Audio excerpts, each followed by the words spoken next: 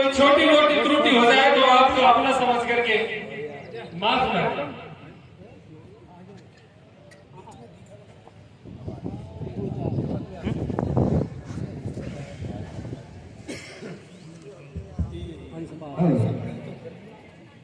कैसे सुनी रे मेरी गोद करूंगा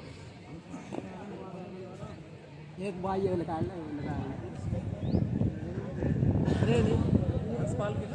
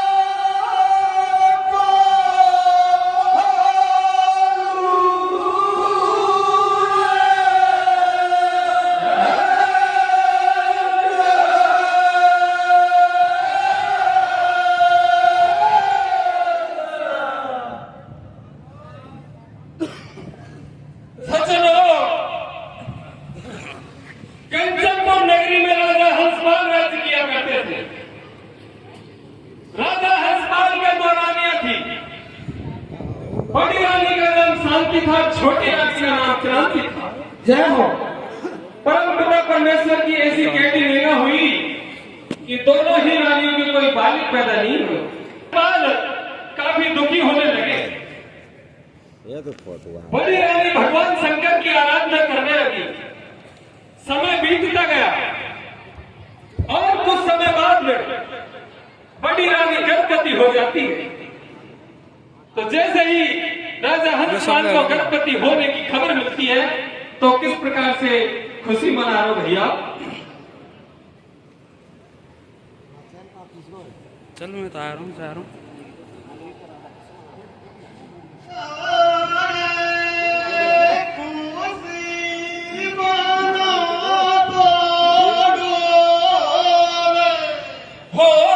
खुशी मना तो डोले रे रानी की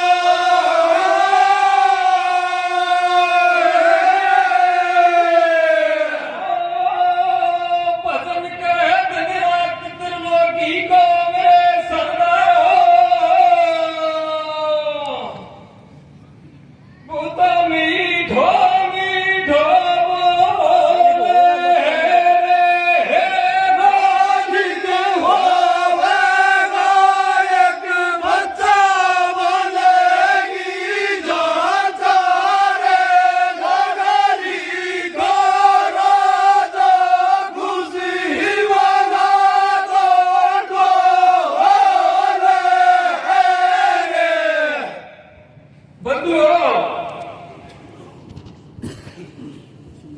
जब ये खबर छोटी रानी क्रांति के पास पहुंचती है बस बस तो सोचने लगती है कि यदि बड़ी रानी के पुत्र पैदा हो जाएगा तो राजा यही अच्छी रात है, मोबाइल को कोई हेत नहीं होगा। बंधुओं, एक पंडित को बुलवाती है और पंडित को सोने की मोहरों का लोभ देकर के कहती है कि हे विष्णुजी, किसी भी तरह से इस रानी का गर्भ छीन होना चाहिए। सब मोहरों के लोभ में आकर के और पंडित राजा हंसपाल के पास पहुंच जाते हैं। कहते हैं, महाराज, आपकी रानी की कोख में जो बालक बन रहा है वो एक दिन आपकी इस नगरी को उजाड़ करके रहेगा और अंत में आपको भी मारेगा। राजा कहते तो फिर क्या करना चाहिए कि महाराज इसको जिंदा ही संसार में गड़वा देना चाहिए। देखिए किस प्रकार से बच्चे के पैदा होने से पहले उसका काल निश्चित हो रहा है। समय बीतता गया, जैसे 9 मास पूरे हुए और रानी को प्रसव पीड़ा हुई तो किस प्रकार से राजा जल्लादों को बुलाता है और उस बच्चे को जिंदा करवाता है, रसिया के माध्यम से सुनेंगे।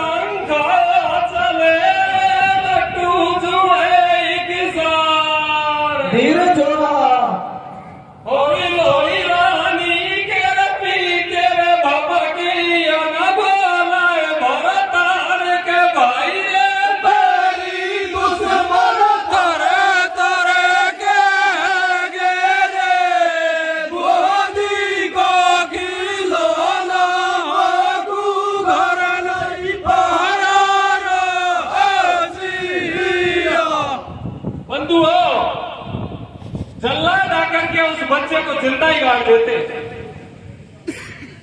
रानी जब प्रसव पीड़ा से मुक्त हुई तो बांदी से पूछी, बहना मेरे क्या है? बांदी बोलने लगी कि रानी कछी मत कि तो पता तो कि महारानी हो तो तेरे पुत्र ही हो, पर राजा ने तो जिंदा ही गड़वा दी। बंधुओं, प्रसव पीड़ा में से खड़ी होकर के बड़ी रानी और शमशान घाटों पर आ जाती है जहां उस बच्चे को जिंदा गड़वाया। नई मां की खुदी हुई अलग एंडी की अपने नाखूनों से उस मिट्टी को कुरेद लेती है। परम पिता परमेश्वर की ऐसी मेहरबानी हुई कि वो बच्चा अंगूठा चौंकता हुआ जीवित मिल जाता है। जैसे ही बच्चा जीवित मिलो तो मां की ममता जागृत हुई। वहीं शमशान में अपने अचला को खोल करके उसको दूध पिलाने लगे। लेकिन संयोग ऐसा हुआ खंडा कि बनी से दहाड़ता हुआ सिंह उसी शमशान घाट में आ जाता है। तो आगे क्या होता है मेरे भैया रसिया के माध्यम से जनवरी से रुपया पकड़ लो जनवरी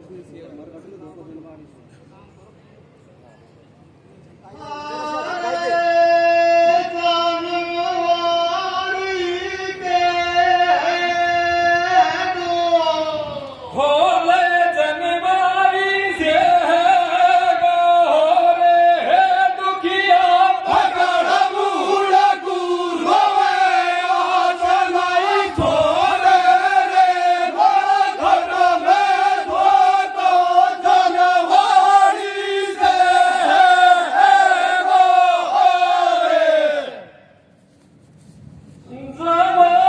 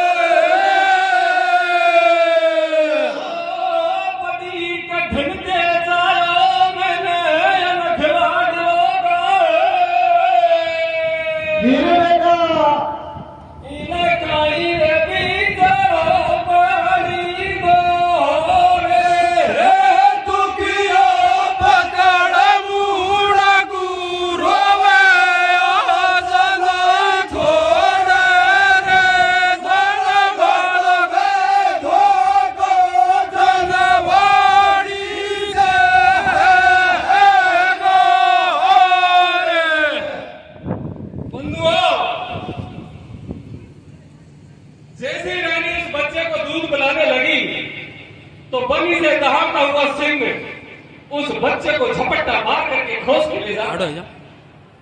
देखिए किस तरह से उस बच्चे का दूसरा काल निश्चित होता है। रानी विलाप करने लगी, शेर के पीछे दौड़ने लगी और बियाबान जंगलों में पहुंच जाती है। वहां एक संत तपस्या कर रहे थे। जैसे किसी अबला नारी की रोने की आवाज सुनी, संत खड़े हो जाते हैं। देखते हैं तो एक अबला नारी विलाप कर रही है। पूछते हैं कि बेटी की उस अर्धरात्रि में क्यों रो रही है? कि बाबा का छू मत पूछ, बड़ी मुश्किल से तो मेरे पुत्र ने जन्म लिया। पहले तो जल्लादन ने जिंदो काट दिया। मैंने भगवान की ऐसी कृपा हुई कि मैंने कुरेदा तो मैं जिंदो में लूंगा।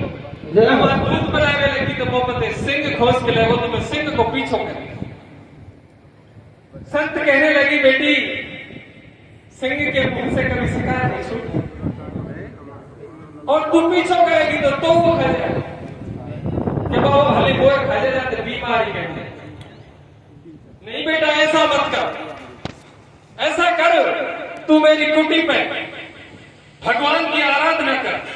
यदि मैंने सच्चे मन से भगवान की भक्ति की होगी तो मैं तुझे वरदान देता हूं कि तुझे तेरा पुत्र जीवित मिल जाएगा। बंधु, ऐसा वरदान पाकर के वो बड़ी रानी वहां पूजा अर्चना करने महात्मा के पास रुक जाती है। उधर क्या होता है कि राजा हंसपाल खुद जंगल में शिकार करने के लिए निकल जाते हैं। जंगल में प्रवेश किया तो एक शेर एक बच्चे को अपने मुंह में दबा के ले जाए। राजा ने सोच लिया कि कोई ये मेरी नगरी के बच्चा उठा है, मेरा पहला धर्म है इस बच्चे की रक्षा करें। तब तक राजा को पता नहीं है कि मेरा ही है, तो कैसे बचा रहे हो मेरे भैया?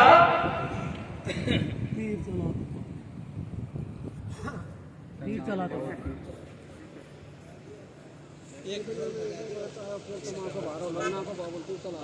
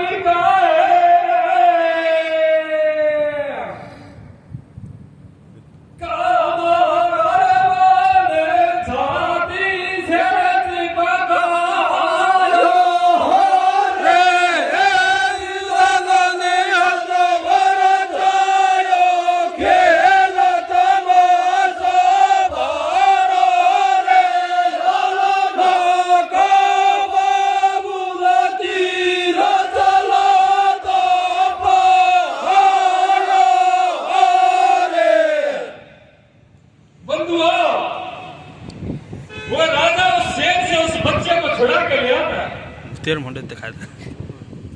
बच्चे को छुड़ा के लाया तो पूरी नगर में दौड़ी पिटवा नहीं कि कोई को बच्चा होते हैं ले जाओ। मैं सिंह बताया बचा रहा है, लेकिन कोई को बच्चा हो तो कोई नहीं आया। तो राजा ने विचार किया क्यों नहीं इस बच्चे को मैं मेरे पास ही रख लूं ताकि मेरा वंश चल जाए। हाथ बचे रे कैसे बंधुओं, उस बच्चे को अपनी छोटी रानी के लिए खा देता है कि ऐसा कर, क्या मैं शेर पत्ते छुड़ा लाऊं, क्या को लालन पालन किया। बंधुओं, छोटी रानी उस बच्चे का लालन पालन करने लगी। धीरे धीरे बच्चा पेट नींद रहने लगे, फिर घुटनियां चलने लगे, फिर पावन चलने लगे। एक दिन जब बच्चा नहारी तो पाती है पूछ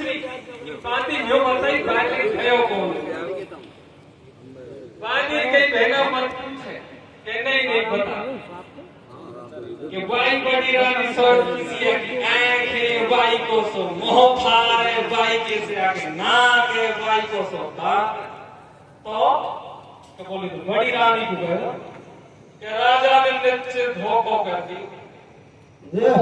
होते तो कहीं के गड़वा दियो डांड और निगड़वाए और ना शेर पर से खोसल लाए ये तो वाई सोच को मुंह पे और पड़वा दी। फिर रानी कहने लगी बांदी से बांदी सब हाथों पामन के उताई और सोई दो तो तू कैसी तरह से ढल लगा दे तो गोठिया कैसी ढल लगा रही है।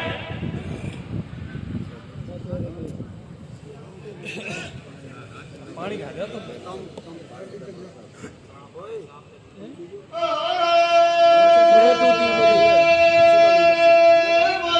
मत ली तो हो अकेले पे नहीं आ रहा तो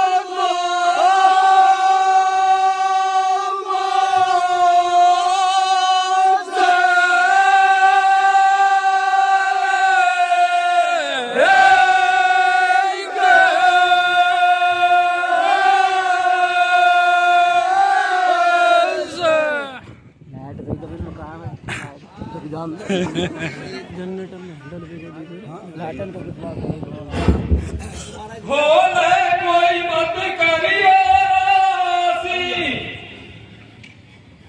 भोले कोई मत करिए राशि अरे भाई रे जनरेटर में हैंडल बेटा दीजो रे लाटन को बस भरोसा कोई मत करिए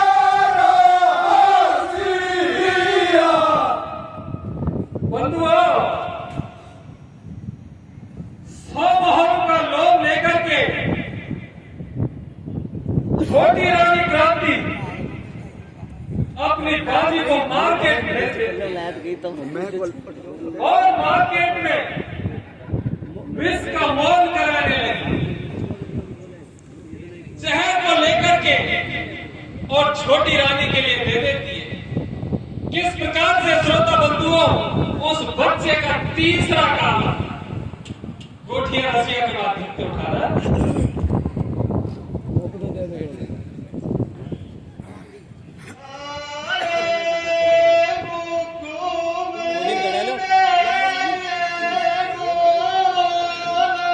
भोले मुख में दे दे डोले हे बांधी बीच बजरिया में डोले वेदन खोले रे जगन की बुढ़िया मुख में दे डोले रे तैयारी हमारे मेरे कड़ा मन पसी जो है नहीं तेरो मेहमान हो मैं यहाँ देखी जो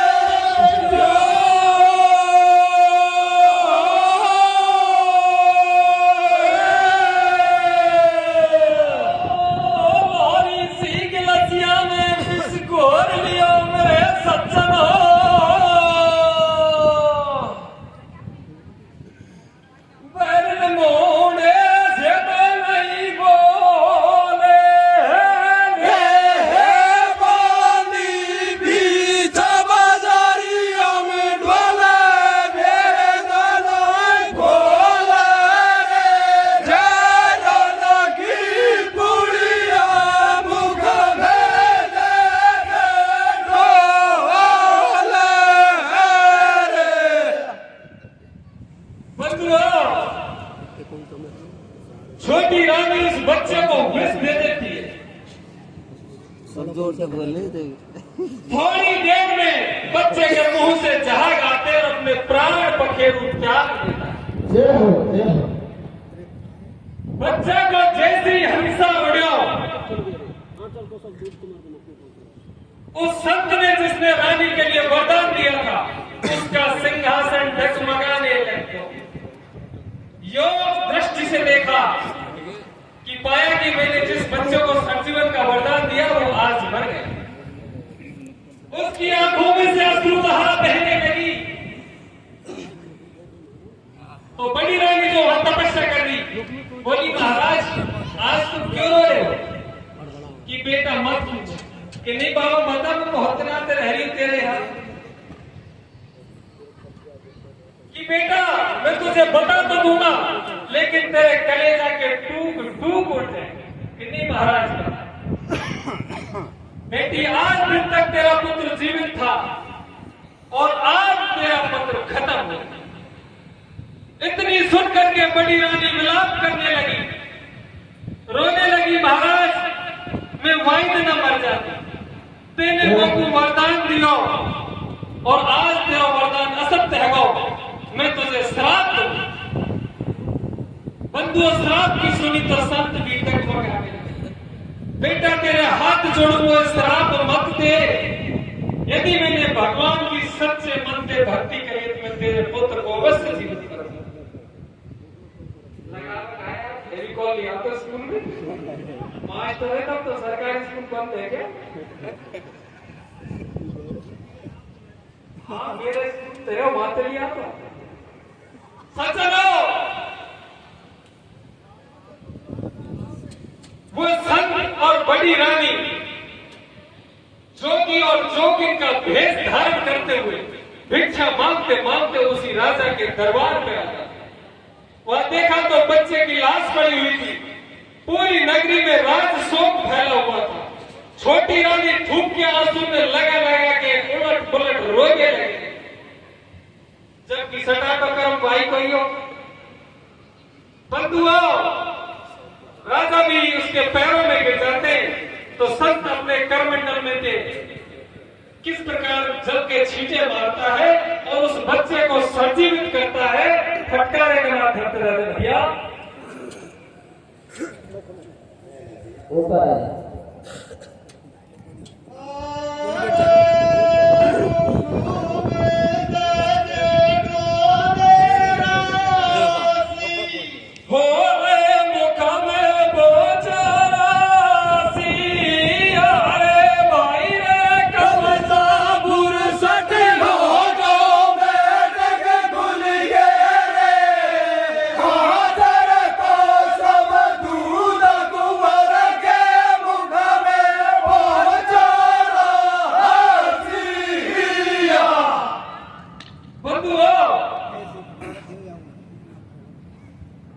जैसे ही संत ने गंगा जल के छींटा मारे वो बच्चा संजीवित हो जाता है। संजीवित जैसे हो तो बड़ी रानी के फुर्सत के बटन ऑटोमेटिक खुल गए और आंचल में से दूध की दहाड़ उस बच्चे के मुख में पहुंची। संत की इस घोर साधना को देखते हुए राजा ने पूछा महाराज ये क्या? तो संत उस राजा के लिए सारी बात बता देते हैं कि महाराज तू तो बहुत भोड़ो है। एक पंडित को 100 मोहरों को लोभ दियो तेरी छोटी रानी वाणी तो इस संसार में चुल्लो गड़वाया और वाणी ने जहर की पुड़िया की खत्म करे। बंधुआ जब राजा सुनता है तो हुक्म देता है कि छोटी रानी को, पंडित को और वाणी को तीनों को जिंदा दीवार में चढ़वा। बंधुओं लेकिन क्षमा सो बते उस भुजंग को जिसमें गर्भ हो। बड़ी रानी कही महाराज ऐसा मत कर,